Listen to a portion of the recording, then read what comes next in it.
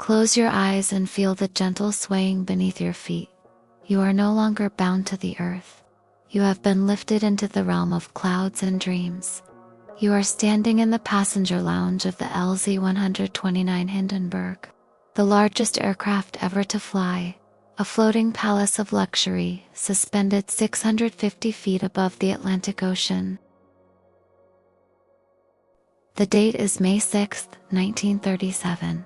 You are on the final approach to Lakehurst, New Jersey, completing a transatlantic journey that has taken you from Frankfurt, Germany, across the vast ocean in just 3 days. 3 days. What would take a steamship 7 days?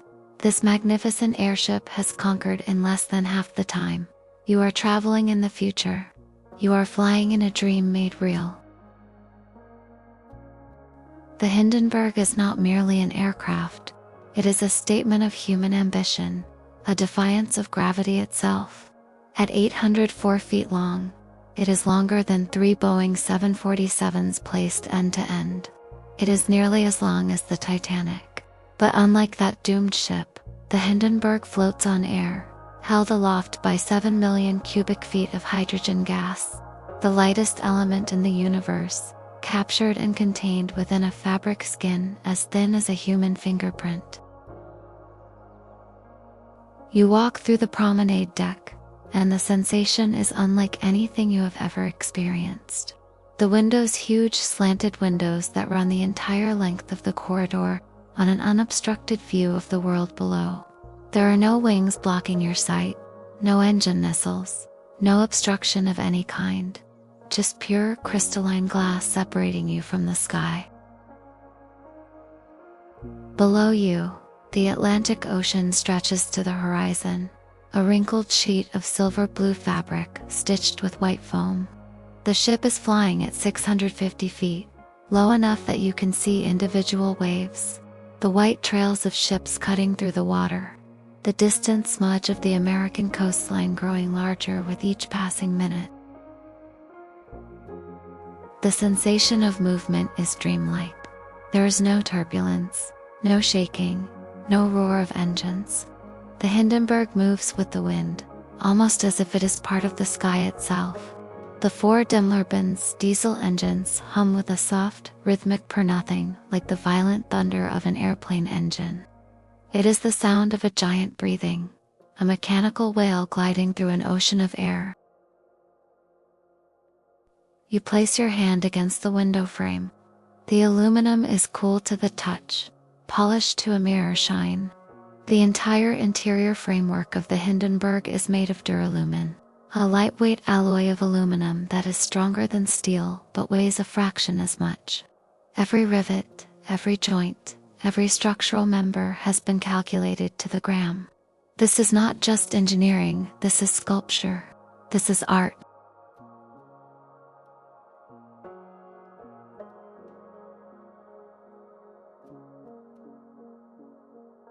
You walk into the dining room, and the elegance stops you in your tracks. The room is decorated in a style that can only be described as modernist luxury. The walls are covered in pale yellow silk, hand-painted with delicate images of roses and tropical scenes. The chairs are upholstered in soft leather, each one lightweight yet impossibly comfortable. The tables are set with fine china bearing the Hindenburg's logo, a stylized airship circling the globe. On the wall, there is a grand piano. Yes, a piano. A full-sized baby grand piano made entirely of aluminum and covered in yellow pigskin to save weight. It weighs only 356 pounds, a fraction of what a normal piano would weigh. Yet it produces a sound so rich and warm that it fills the room with music every evening. A steward approaches you with a silver tray. He is dressed impeccably in a crisp white uniform with the Zeppelin Company crest embroidered in gold thread. He offers you a glass of champagne. You take it, and the crystal feels impossibly delicate in your hand. You think about the fact that you are drinking champagne while floating in the sky, and the absurdity and beauty of it makes you smile. The champagne is cold, perfectly chilled. There is a full kitchen on board, staffed by a team of chefs who prepare 5-course meals in a galley no larger than a walk-in closet.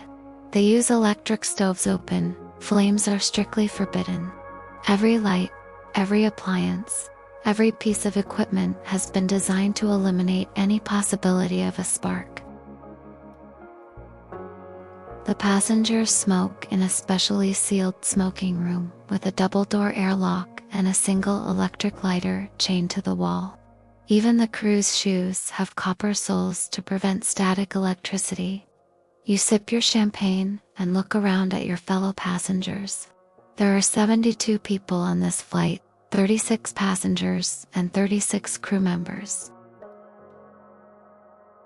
Among them are businessmen, diplomats, a vaudeville acrobat, and even a few honeymooning couples. They are dressed in elegant evening wear, the men in tuxedos, the women in flowing silk gowns. This is not travel, this is an event.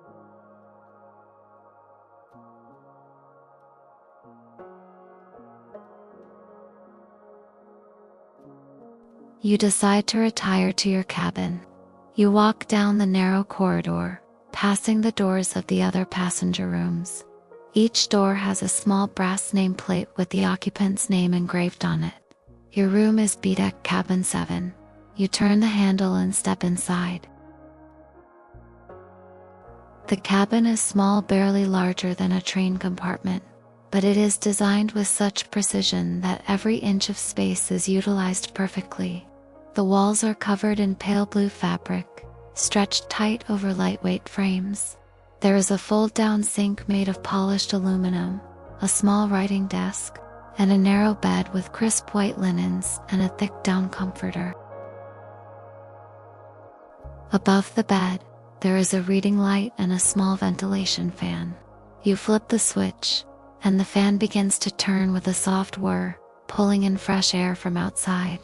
The air smells clean, almost sweet, with a faint metallic tang, the smell of altitude, of being higher than birds can fly.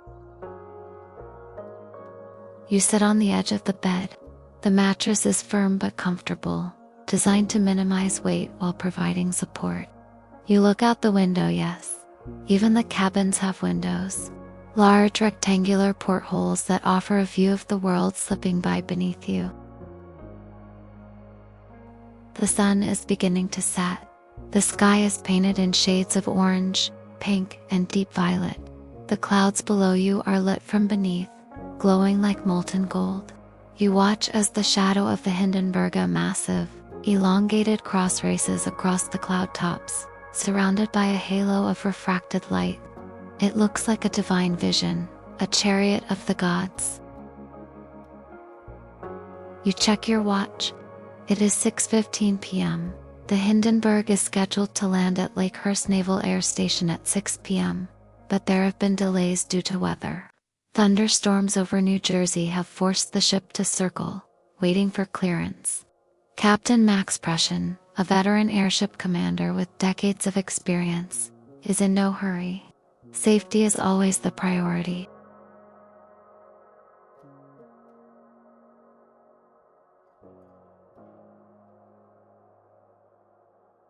You hear the announcement over the ship's intercom system. The voice is calm, professional, speaking in both German and English. Ladies and gentlemen, we are now making our final approach to Lakehurst. We expect to land within the next 30 minutes. Please return to your cabins and prepare for landing. You feel a slight change in the motion of the ship. The nose tilts downward, just a few degrees.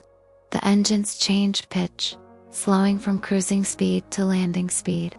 You can hear the faint creaking of the aluminum framework as the ship adjusts to the changing air pressure. You walk back to the promenade deck.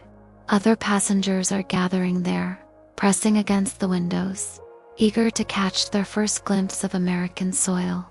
You can see the landing field now, a massive open area surrounded by trees, with a tall mooring mast rising from the center, like a steel finger pointing at the sky. There are crowds gathered below, hundreds of people perhaps. Thousands have come to watch the landing. The Hindenburg is a celebrity, a marvel of the modern age. Newsreel cameras are set up on platforms. Radio reporters are standing by with microphones, ready to broadcast the landing live across the country. The ship is descending slowly, gracefully. At 200 feet, the crew drops the landing line's long ropes that trail from the nose and tail of the ship. The ground crew grabs them. Over 200 men pulling together to guide the massive airship toward the mooring mast. You feel a sense of accomplishment, of having completed something extraordinary. You have crossed the Atlantic Ocean in 3 days, floating above the clouds, dining on gourmet meals, sleeping in a bed suspended in the sky.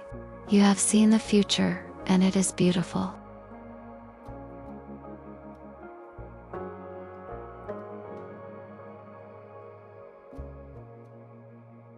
It is 7:21 p.m. Suddenly, you feel a strange sensation of faint shudder, as if the ship has hit a pocket of turbulence. But the air is calm, there is no wind. Then, you hear it, a soft, almost polite sound, like the tearing of fabric. It comes from somewhere above you, from deep within the hull. You look up, through the fabric ceiling of the promenade. You see a faint orange glow beginning to spread. It is not bright, not yet. It looks almost like a sunset reflected through cloth. Then, in an instant, the glow becomes a roar. The fabric above you splits open, and fire, pure white hot fire, pours down like liquid light. The hydrogen, ignited by a spark that no one will ever fully explain, is burning at 3,000 degrees Fahrenheit. The entire tail section of the Hindenburg is engulfed in flames. The ship begins to fall. The sensation is not like falling in an airplane. There is no sudden drop, no violent plunge. Instead, the Hindenburg sinks, slowly, almost gently, as if the sky itself is lowering it back to the earth. The tail touches the ground first, crumpling like tissue paper. The nose remains in the air for a few precious seconds, suspended at a 45-degree angle. You are thrown against the wall. The windows shatter. The heat is unbearable, a wave of searing air that feels like it will strip the skin from your face. You hear screaming, not just human screaming, but the screaming of metal, of fabric, of the ship itself tearing apart. The promenade deck is tilting. Passengers are sliding toward the windows, clawing at the walls, trying to find anything to hold on to. Some jump, leaping from windows 20 feet in the air, hitting the ground and rolling, their clothes on fire. You stumble toward the nearest window. The ground is rushing up toward you. You don't think, you jump. You hit the sandy soil of Lakehurst and roll. The impact knocks the wind out of you. You look up and see the Hindenburg, the beautiful, impossible dream, collapsing in on itself like a dying star. The framework is visible now, glowing red hot, twisting and buckling as the fire consumes everything. The entire disaster, from the first spark to the final collapse, takes 34 seconds. 34 seconds to destroy what took years to build.